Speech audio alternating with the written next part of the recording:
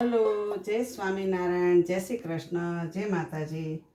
આજે અમે બનાવી સાદી ખીચડી અને ગવારનું શાક.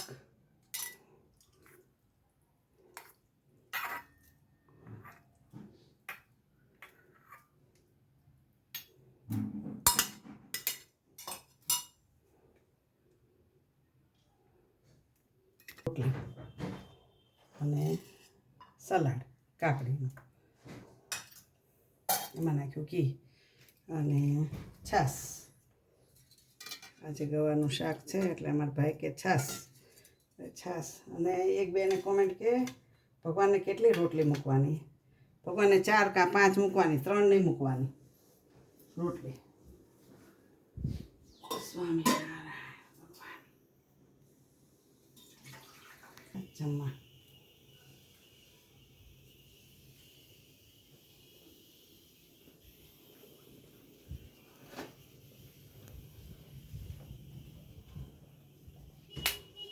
મારા બાબા